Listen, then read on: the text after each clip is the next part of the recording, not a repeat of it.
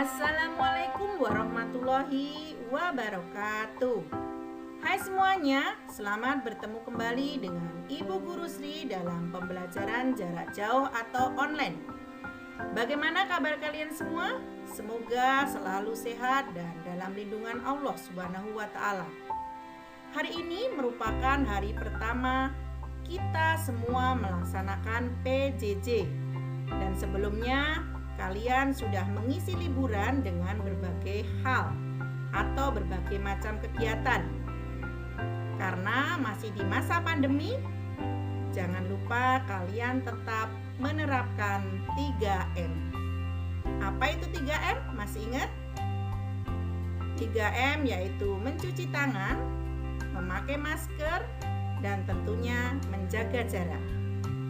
Insya Allah dengan menerapkan 3M akan mengurangi resiko atau dampak terkena virus COVID-19. Dan untuk hari ini kita sudah memasuki semester kedua.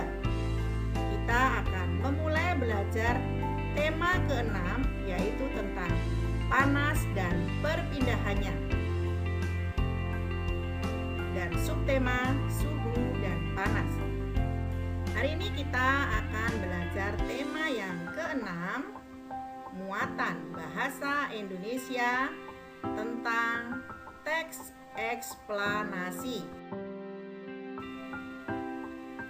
Adapun tujuan pembelajaran bahasa Indonesia pada hari ini adalah dengan menuliskan kata-kata kunci yang ditemukan dalam tiap paragraf bacaan, siswa mampu meringkas teks eksplanasi pada media cetak secara tepat. Yang kedua, dengan membuat kesimpulan bacaan, siswa mampu menyajikan ringkasan teks secara tepat. Dan yang ketiga, dengan membuat kesimpulan dari bacaan, siswa mampu menyajikan ringkasan teks penjelasan secara ringkas dan jelas.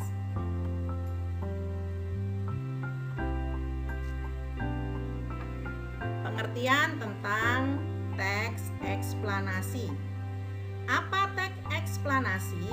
Teks eksplanasi adalah teks yang berisi penjelasan tentang berbagai peristiwa yang terjadi di sekitar kita, seperti fenomena alam, sosial, dan budaya. Teks eksplanasi memiliki struktur yaitu pernyataan umum, deretan penjelas, dan kesimpulan.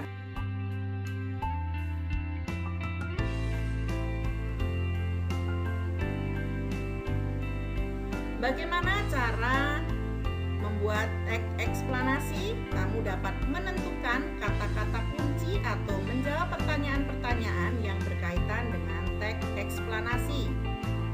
Yaitu yang pertama adalah menentukan kata-kata kunci.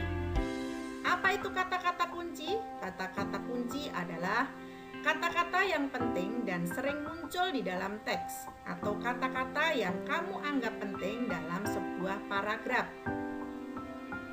Yang kedua, yaitu dengan menjawab pertanyaan-pertanyaan yang berkaitan dengan teks.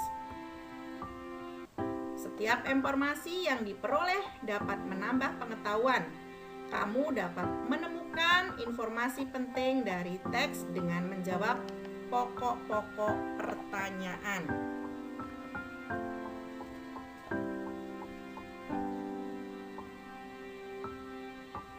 Kamu dapat menggunakan kata tanya apa, kapan, di mana, siapa, mengapa, dan bagaimana.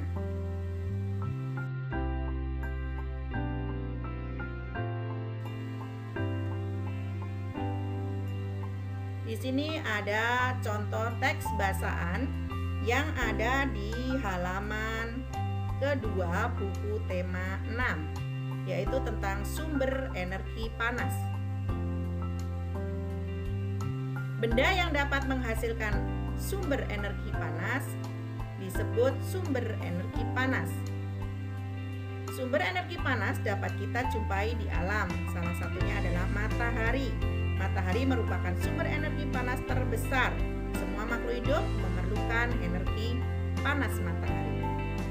Energi panas matahari membantu proses pembuatan makanan pada tumbuhan yang disebut sebagai proses fotosintesis.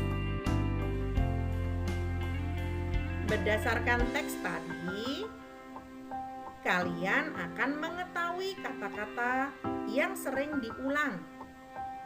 Contohnya energi panas, sumber energi, proses fotosintesis.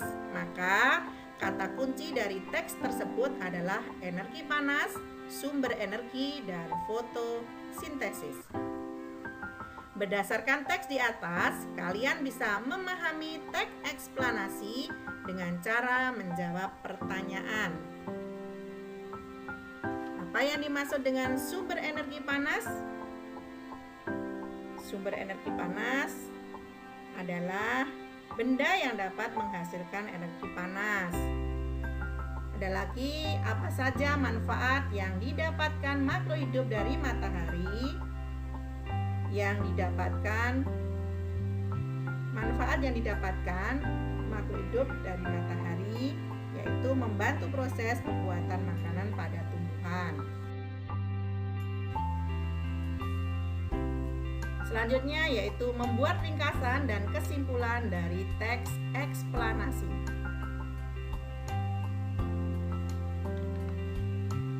Sebelumnya kamu telah mempelajari cara-cara untuk memahami teks eksplanasi, seperti mencari kata-kata kunci dan menjawab pertanyaan berkaitan dengan teks. Selanjutnya, kamu dapat membuat ringkasan dan kesimpulan dari teks eksplanasi. Berikut hal-hal yang perlu diperhatikan dalam membuat ringkasan. Yang pertama, bacalah teks dengan seksama. Catatlah gagasan utama dari setiap paragraf. Kemudian selanjutnya ubahlah gagasan utama menjadi kalimat efektif dengan bahasamu sendiri. Setelah itu, rangkailah kalimat-kalimat tersebut menjadi paragraf yang padu dan mudah dipahami. Pastikan kalian menggunakan kosakata baku.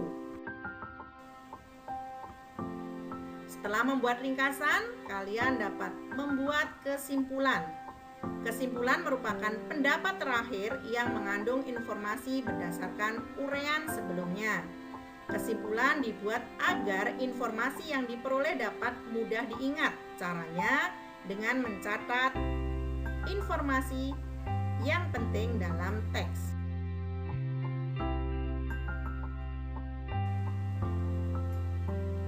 Di sini ada contoh teks.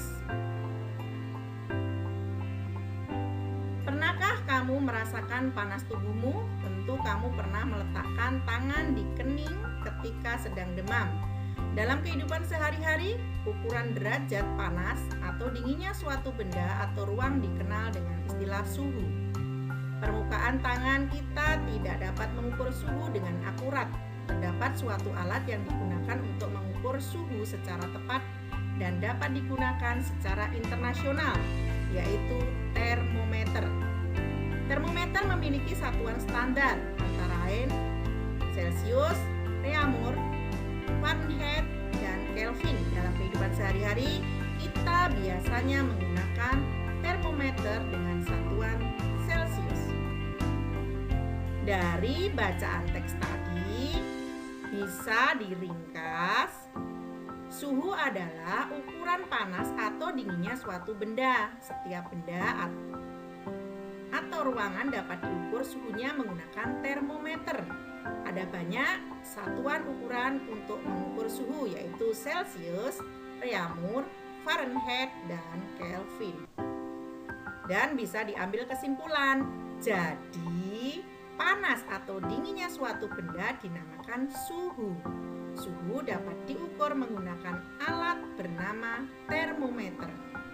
Ada berbagai macam satuan ukuran termometer yang biasanya digunakan dalam kehidupan sehari-hari. Tetapi satuan yang umum digunakan adalah satuan Celcius. Selanjutnya yaitu menjelaskan isi teks eksplanasi menggunakan peta pikiran. Peta pikiran merupakan suatu cara mencatat yang kreatif, efektif, dan secara harfiah dapat memetakan pikiran-pikiran kita untuk menguraikan konsep menggunakan peta pikiran. Hal yang perlu dilakukan pertama, menentukan ide pokok dari teks yang disajikan. Yang kedua, mencatat kalimat penjelas dari ide pokok tersebut dalam bentuk poin-poin. Barulah dapat menuliskan ide pokok dan kalimat penjelas tersebut ke dalam suatu bagan peta pikiran.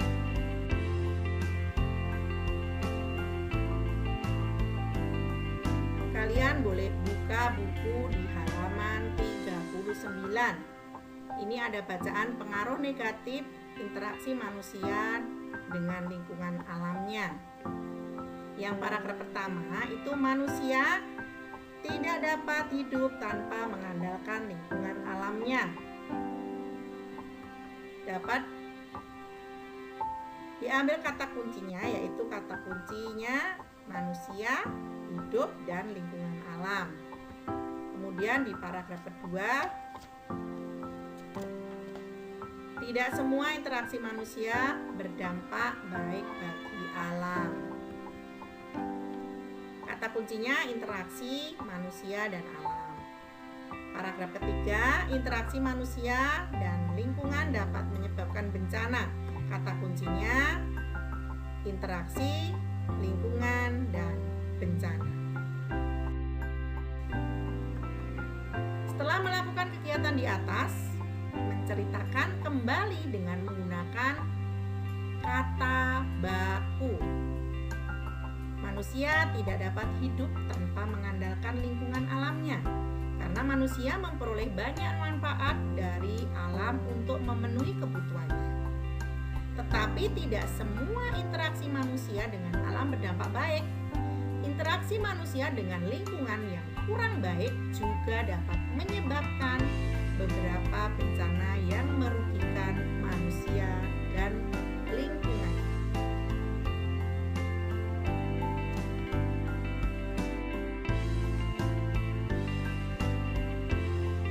Demikianlah tadi pembelajaran pada hari ini. Semoga kalian semuanya bisa memahami dan bermanfaat. Billahi taufik wal hidayah. Wassalamualaikum warahmatullahi wabarakatuh.